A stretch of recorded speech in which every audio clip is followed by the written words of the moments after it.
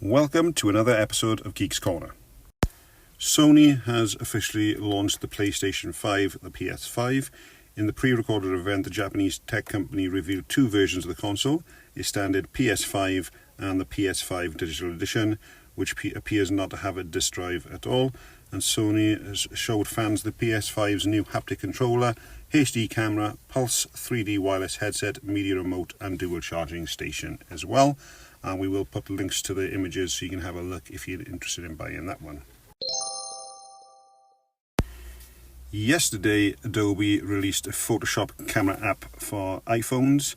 This is going to be the first one that they've actually released, where it allows you to use AI to use Photoshop magic to capture unique images when you're out and about.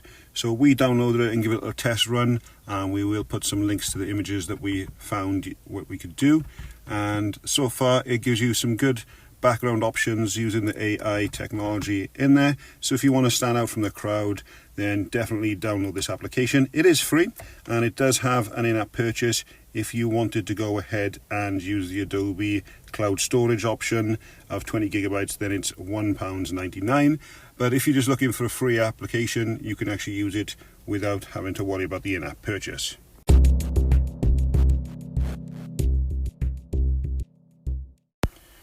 Last night, Apple confirmed the schedule for WWDC. We already knew that they were starting for June 22nd, but they hadn't confirmed any of the specifics.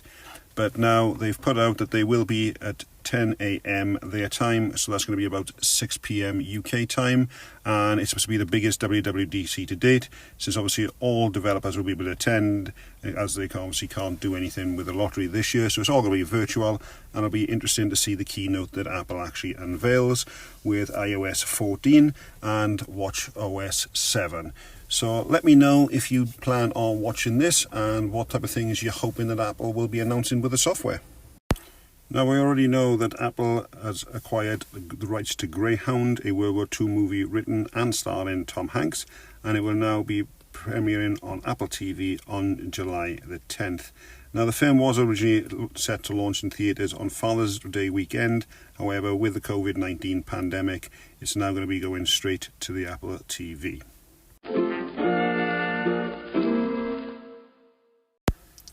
Intel has released a public memo to say that Jim Keller is leaving effective immediately for personal reasons, and Jim Keller helped Apple to create its first ARM processor, including the A4 and the A5 chip that led the company to introduce some of the most popular devices such as the iPad and the iPhone 4.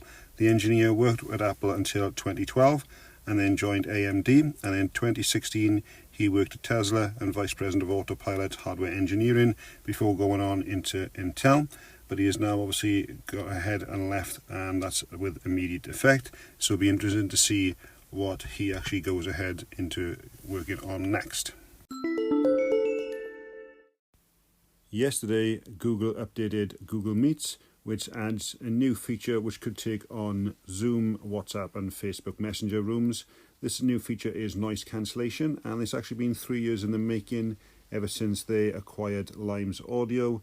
It helps to power the system using AI, and it's all done in the cloud, so it doesn't use up your system resources, and it can drown out the things like the sound of a keyboard typing and crisp packets rattling as well. So if you're in a meeting and you don't want to distract others, then you can actually enable that as well. It does seem to be a desktop feature at the moment, not on iOS applications unfortunately, but hopefully we'll see that coming in at some point as well.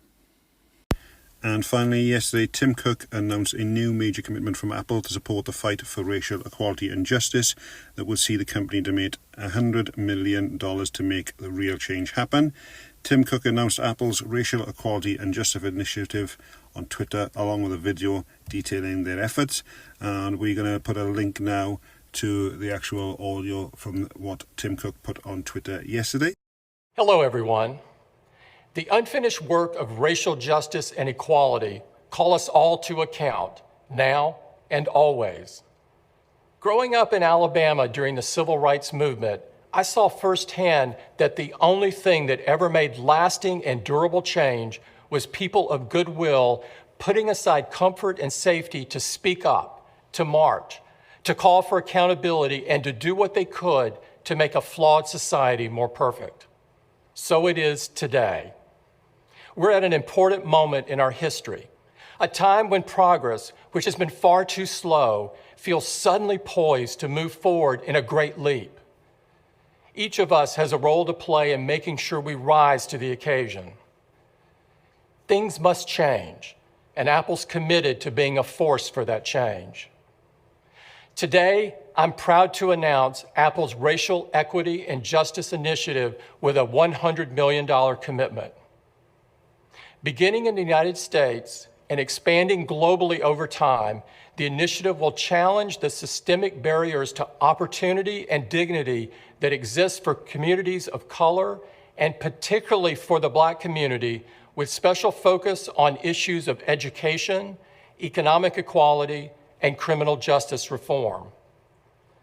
Led by Lisa Jackson, this effort will build on our existing work in the racial justice space and significantly broaden its scope and impact using a model that has a proven track record.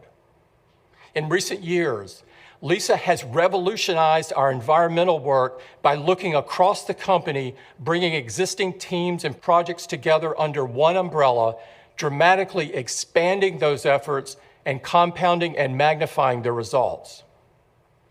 We want to bring that same holistic focus and company-wide scale to the essential work of racial justice and breaking down barriers to opportunity across our society.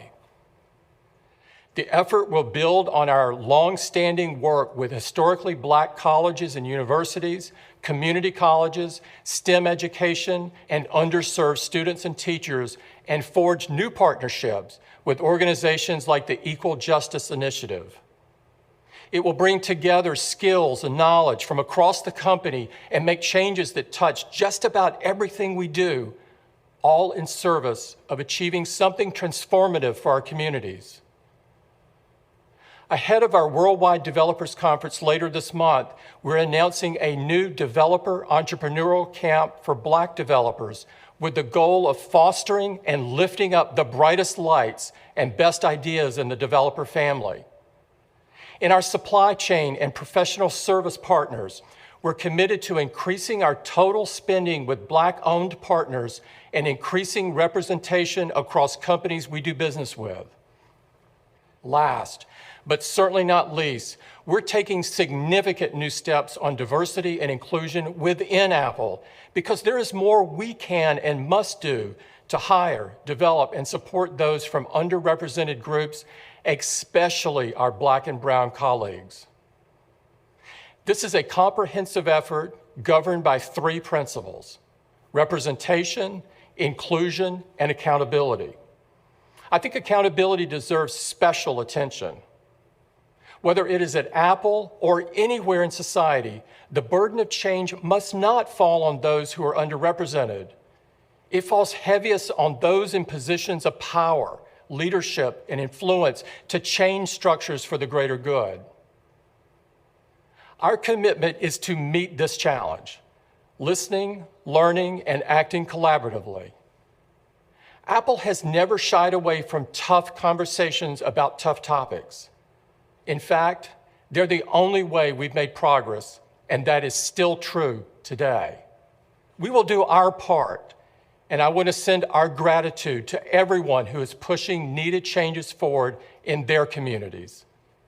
Thank you. That's it for today, guys. We hope you've enjoyed this short episode. Don't forget, if you would like to be a guest on our podcast, simply contact us on social media with the links in the descriptions, and we can have a chat and go from there. Thanks for listening, and I'll catch you on the next one.